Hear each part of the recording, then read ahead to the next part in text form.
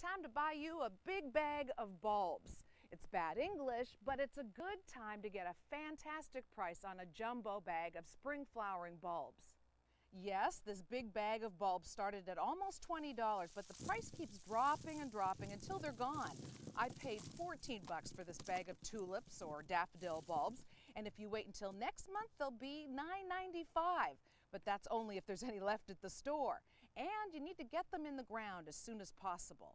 When you plant any kind of bulb, there are a couple of important things to remember. Don't line them up like soldiers, one after another in a row. They like to be planted in groups, so plant them in clumps of masses together. That's how they grow in nature, and that's how they look the best. Yet another reason to throw in a bag of bulbs and why they're such a good buy in bulk.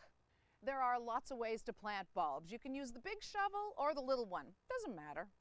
I prefer the shovel. Dig in and lift up a big clump of soil. Plop in the bulbs, yes, more than 1, 2, or 3. Use a bunch, maybe 5, and merely cover them with soil again.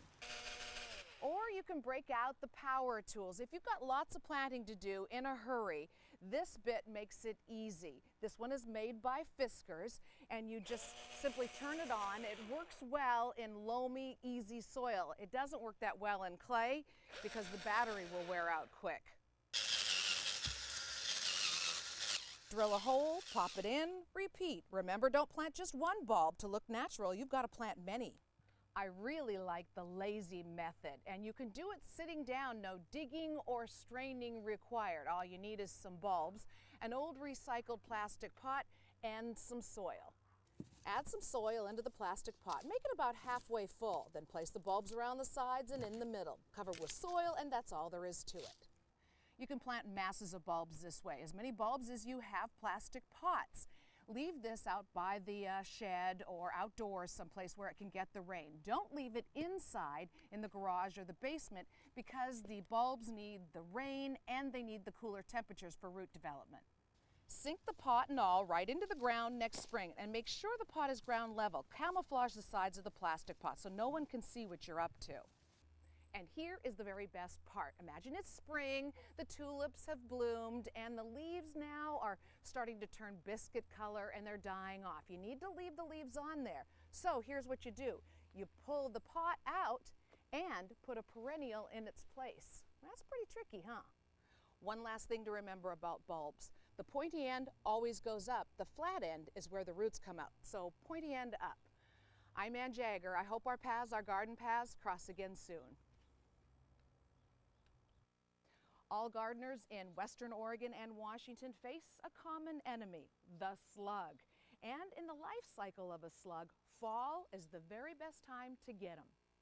Ivy and rocks give slugs safe sleeping quarters during daylight hours. They are ravenously hungry and do their damage at night. But here's the really important news about slugs. Kill one slug today in the fall, and you save yourself a lot of time in the spring. This one slug can lay hundreds of eggs. And so if you get this right now, you wipe out the entire family tree in the fall. Slug bait does the trick. The bait smells good, so slugs eat it and die, but so can animals. Newer slug baits, such as Sluggo, made with iron phosphate, won't hurt pets or children. When it comes to slugs, one bait is just as good as the next. But what's really important is where you put it. And here's where slug psychology comes in really handy. We put the slug bait all around the plant we're trying to save, and that's just plain bad slug strategy. Since the bait attracts the slugs, you're just inviting them to dinner. Come and get it. So contrary to popular opinion, do not put your slug bait around the plant. It just attracts them there. One slug takes the fall, makes a bridge for all the others to go over and eat your plant. Put the bait close to home where they'll eat it for breakfast. Get slugs where they live by baiting right next to the rocks and ivy. Bait all the dark, moist places they live. So put the slug bait near the hiding places, not around your plants.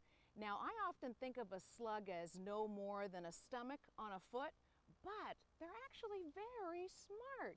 Did you know that slugs can see, hear, and remember? Who knew?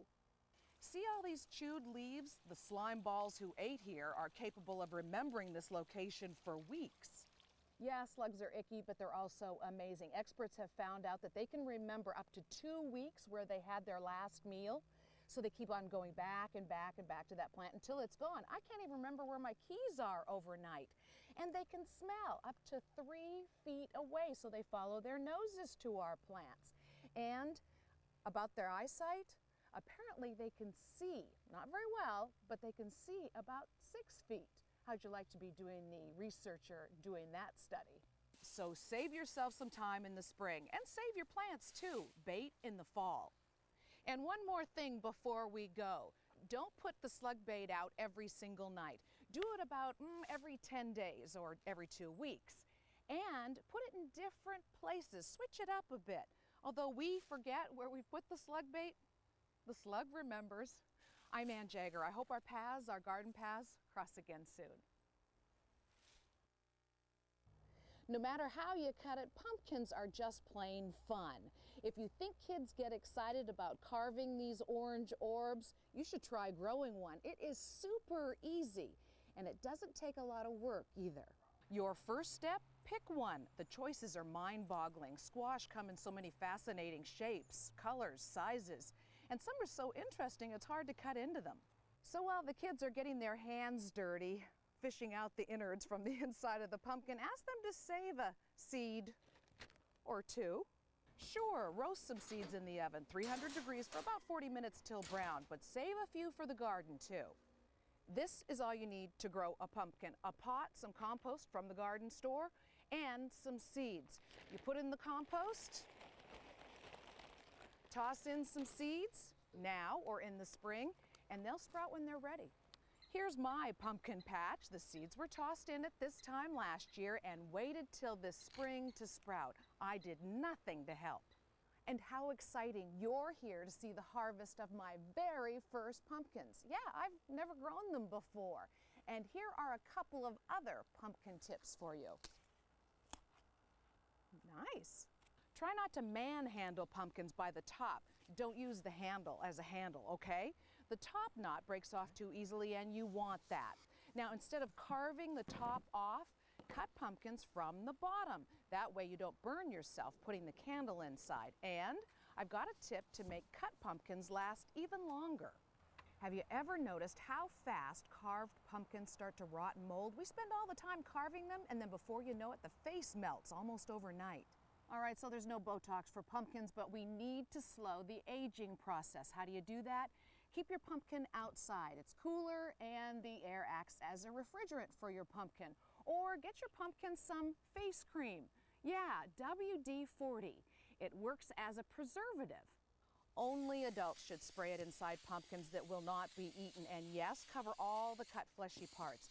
You can get WD-40 at any home improvement store. The spray acts as a lubricant on exposed areas. It prevents mold spores from growing so quickly. Of course, let the spray dry before you put the pumpkin over the candle. You can carve it this year and grow it next year. Imagine how impressed everyone will be that you grew your own pumpkin. I'm Ann Jagger. I hope our paths, our garden paths, cross again soon.